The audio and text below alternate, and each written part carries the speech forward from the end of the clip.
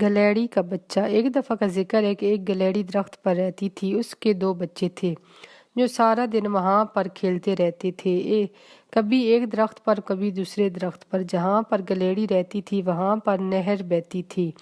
نہر کے کنارے پر ایک بڑا سا درخت تھا۔ گاؤں کے لوگ جب شہر جاتے تو وہ رستے میں اس نہر کے کنارے اس درخت کے نیچے تھوڑی دیر آرام کرتے تھے۔ ان گاؤں کے لوگوں کے پاس کچھ چیزیں ہوتی تھی کھانے وغیرہ کی، تو گلیڑی کا بچہ جب دیکھتا کہ یہ آدمی کچھ دیر آرام کر رہا ہے تو وہ چپکے چپکے جاتا اور اس آدمی کے سامان سے کھانے کی چیزیں اٹھا لیتا اور درخت پر بیٹھ کر کھاتا۔ اسی طرح سے گلیڑی کا بچہ ہر روز کرتا تھا اور اپنے بھائی کو کھانے کی چیزیں نہ دیتا۔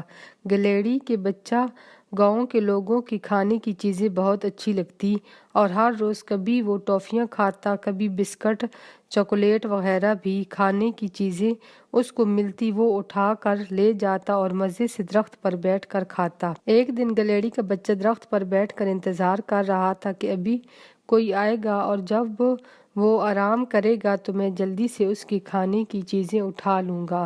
کچھ دیر کے بعد ایک آدمی اپنی سائیکل پر آتا ہے اور اس کی سائیکل پر ایک بڑا سا ڈبہ ہوتا ہے۔ گلیڑی کا بچہ بہت خوش ہوتا ہے کہ آج اس کو کھانے کا بہت سامان ملے گا۔ جب وہ آدمی آرام کے لیے درخت کے نیچے لیٹ جاتا ہے تو گلیڑی کا بچہ جلدی سے جاتا ہے اور اس ڈبے کے اندر چلا جاتا ہے۔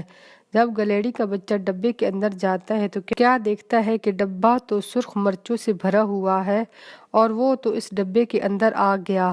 گلیڑی کے بچہ سرخ مرچوں سے بھر جاتا ہے اور اس کو بہت زیادہ چھینکیں آنے لگتی ہیں اور اس کی آنکھیں سرخ ہو جاتی ہیں اور آنکھوں سے پانی آنے لگتا ہے۔ گلیڑی کا بچہ بڑی مشکل سے ڈبے میں سے باہر نکلتا ہے اور اس کی یہ حالت دیکھ کر سب ہنسنے لگتے ہیں۔ گلیڑی کے بچے کی حالت بہت خراب ہو جاتی ہے سرخ مرچوں کی وجہ سے۔ پھر گلیڑی آتی ہے اور اس کو نہر میں نہلاتی ہے۔ گلیڑی کے بچے کی حالت اور بھی خراب ہو جاتی ہے۔ پہلے سرخ مرچوں نے اس کی حالت خراب کر دی تھی، پھر نہر کے پانی بہت ٹھنڈا ہوتا ہے، پھر پانی کی وجہ سے اس کی حالت بہت خراب ہو گئی اور گلیڑی کا بچہ چھینکیں مارتا اور سردی سے کانپتا رہتا ہے۔